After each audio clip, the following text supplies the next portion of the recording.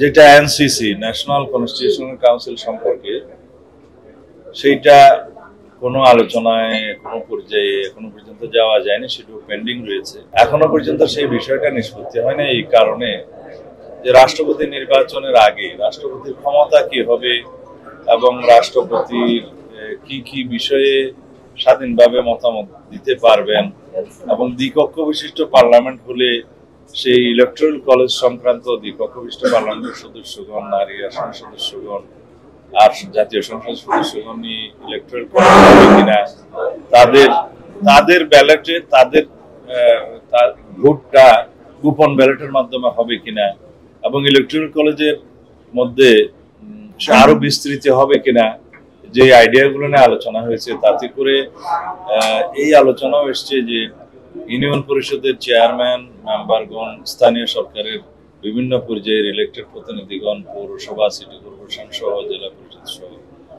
তারা এখানে member voter হবেন কিনা এই আলোচনা ওখানে এসছে।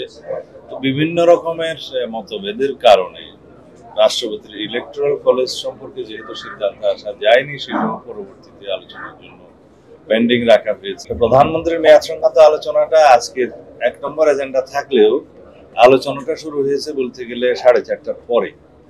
তো সেই জন্য সেই আলোচনাটা আরো বিস্তারিত আলোচনার জন্য পরবর্তী রোববারে অথবা তারপরে আলোচনা হবে। এই বিষয়টা এভাবেই সিদ্ধান্ত হয়েছে এবং রোববারের আলোচনার জন্য অন্যান্য যেগুলো বিষয়গুলো পেন্ডিং ছিল সেই পেন্ডিং বিষয়গুলো রাখবেন বলে ওনারা বলেছেন। তার মধ্যে নারী আসন, দ্বিকক্ষ বিশিষ্ট পার্লামেন্ট অথবা চিফ জাস্টিসের বিষয়টা এবং রাষ্ট্রপতি নির্বাচন ইত্যাদি সেগুলো রোববারে হবে।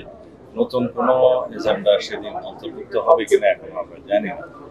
রাষ্ট্রপতি নির্বাচনটা বিদ্যমান পদ্ধতিতে বর্তমান সংবিধানে যেভাবে আছে সংসদ সদস্যগণ নির্বাচন করবেন, সেই হিসাবে আমাদের প্রস্তাব আছে।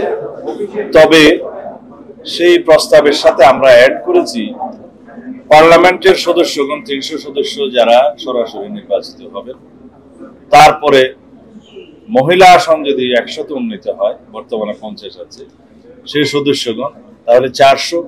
আর যদি দ্বিকক্ষ বিশিষ্ট পার্লামেন্টে স্থাপিত হয় সেটার নাম সিনেট দেয়া হয়েছে, পরবর্তীতে সেই নাম ফাইনালি কি দাঁড়াবে সেটা এখনো জানি না।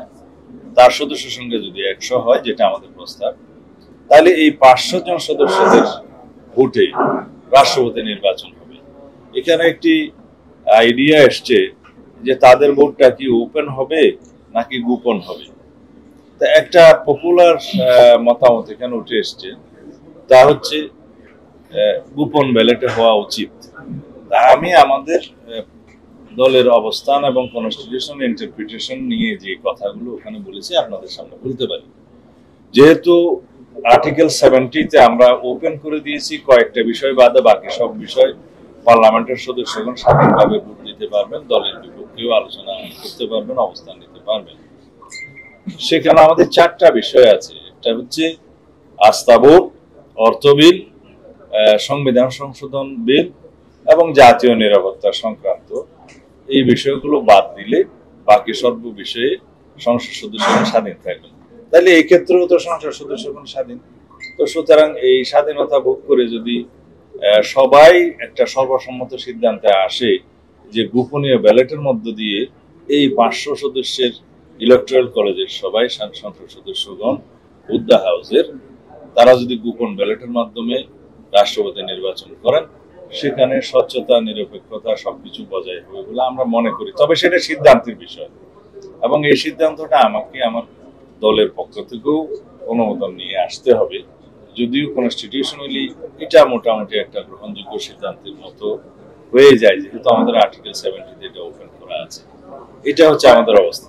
কারণ আমাদের ইতিহাসে, সংসদ নির্বাচনের ইতিহাসে, আমাদের পলিটিক্যাল কালচারে সবকিছু অ্যানালাইসিস করে দেখা যায় বাংলাদেশের জাতীয় সংসদ নির্বাচনগুলোতে কোনো দল সর্বোচ্চ 40, 41, 42 জোট সহ এর বেশি পায়নি। যদি পপুলার ভোটে 50% ভোট কোনো দল না পায় বা জোট না পায়, তাহলে উচ্চ কক্ষে এই পিআর পদ্ধতি অনুসরণ করা হলে তারা অর্ধেকের বেশি, অর্ধেক আসনও পাবে না। আর যদি আমরা জেনারেল বিল পাস করতেও চাই, সেই ক্ষেত্রেও এই অর্ধেক মেজরিটি আমাদের লাগবে। আর যদি সংবিধান সংশোধন করতে চাই 2/3 মেজরিটি উভয় হাউসে লাগবে। এই সমস্ত সাবজেক্ট যদি কন্ডিশন দেয় এগুলো সব লাগাতে হবে। সেই ক্ষেত্রে যদি আপার হাউসে সংবিধান সংশোধন বিল এবং জেনারেল বিল পাশ করার ক্ষেত্রে যদি কন্ডিশন এরকম হয় যে জেনারেল মেজরিটিতে হবে বা তার চাইতে কম ভোটে হবে, তখন কিছু কিছু বিষয় আলোচনায় আসবে। বাট এটা আমার দলীয় অবস্থান নয় যে পিআর পদ্ধতিতে উচ্চকক্ষ নির্বাচনটা বোধহয় এখন আমাদের কনসিডার করা ঠিক হবে না।